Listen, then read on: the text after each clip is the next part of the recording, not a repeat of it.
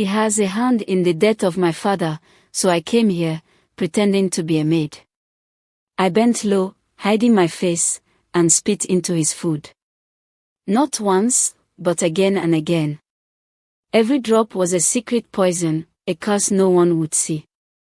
Sometimes, when no one was watching, I even cooked with my own menstrual blood, mixing it into his meals like a dark spell. He ate like he always did, smiling without knowing what I had done. With every bite, I watched him get weaker, his body turning pale and cold. His blind eyes never saw the danger. I was supposed to be his help, but I was the darkness hiding in his house. Slowly, I was killing him, one meal at a time. No one could stop me. No one would know. Until it was too late. Before the sun came up, Mary walked through the tall iron gates of the big compound. She was wearing a faded wrapper and an old blouse, but she walked with her head high. She had come all the way from a small town to the city, hoping for a new start and a better life. The white steps and the neat flowers in the compound looked nothing like the dusty streets she grew up in. The cleaning agency had found her this job as a live-in maid for Mr. John Carter, a blind man who owned a big tech company. In her small bag were just a few clothes, but also her hopes. She was excited, but scared too. She took a deep breath. A woman opened the front door. Her name was Grace, Mr. Carter's daughter. She wore a sharp suit and looked very serious. "You must be Mary." "I'm Grace." "You cook, clean, wash clothes, and keep quiet." "My father likes peace," she said. "Yes, Ma," Mary replied and bowed her head. "Work starts at 5 a.m. "No mistakes," Grace added, then walked away. Mary's heart started beating fast. From now on, waking up before 5 would be her new life. Inside, the hallway had old family pictures on the wall. Mary walked to a big door and slowly opened it. The morning light came in through the curtains and landed on a man sitting in a chair. It was Mr. Carter. He was slim, sitting upright, with dark glasses over his eyes. His white cane was beside him. "Mary, welcome," he said in a calm voice. "Do your work well, and we won't have any problems." Even though he spoke softly, his voice gave her goosebumps. She nodded and left the room. When the door closed behind her, the air felt heavier, like something had changed. The first few weeks went by quickly. Mary worked hard, sweeping early in the morning, mopping, and cooking. She made sure Mr. Carter's breakfast was perfect, 2 boiled eggs and tea with 2 spoons of honey. That honey reminded her of her mother's laugh, now just a memory. She watched how Mr. Carter moved around the house like he could see. He listened for sounds and walked with care. Her soft footsteps and quiet humming became part of his daily routine. Her first salary came, 80,000 naira. She was so happy. 2 weeks later, she got another 20,000 naira as a bonus. There was a small note, "Well done, Mary." It felt like a big gift. One day, when Mr. Carter wasn't home, Mary cleaned the master bedroom. On the dresser, she saw a silver photo frame. 5 men in suits were smiling in it. One of them was a younger Mr. Carter. But the man beside him made her freeze. It was her father, David Miller. Suddenly, memories rushed back. Her father, sitting quietly in a chair, broken, after being accused of stealing from work. He lost his job, his name, everything. A week later, he died.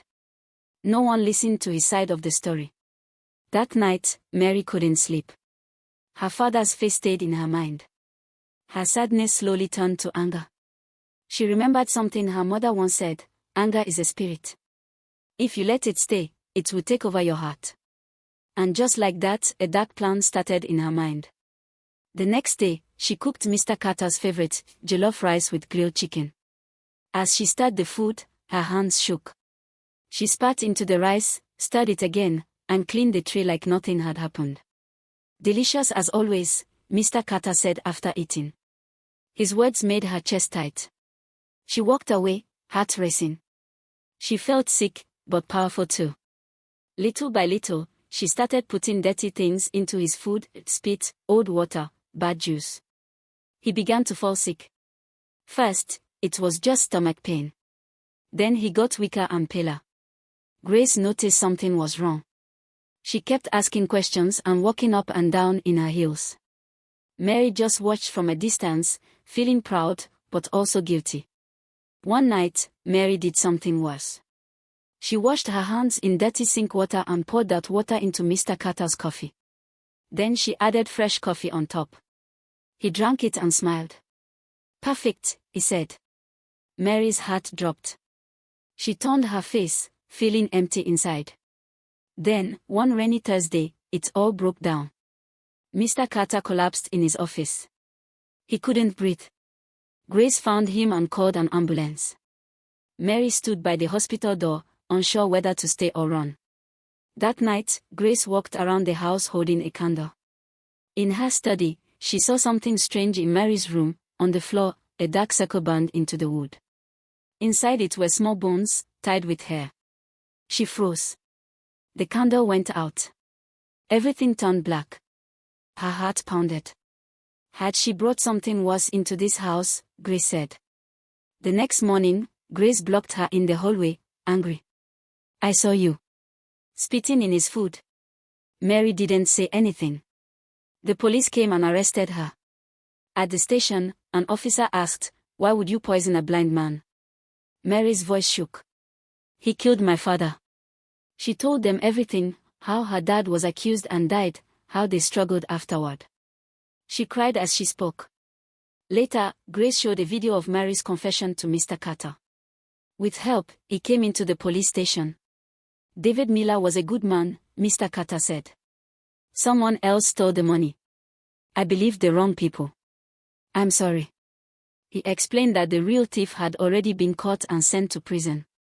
He also said that after he lost his sight, he didn't hear anything more about her father and never knew he had died. Mary's anger turned into pain. She had done all this for the wrong reason. Security cameras were later added to the house. Mary went to prison. She served 6 months.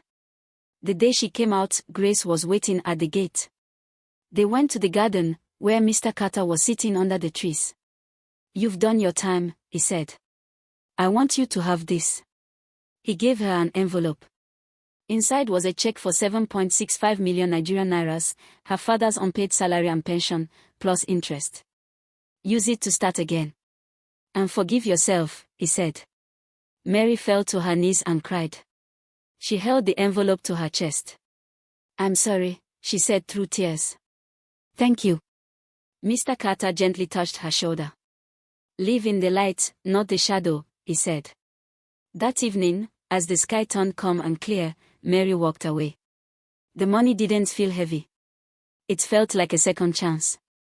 Her anger had pulled her down, but mercy helped her rise again.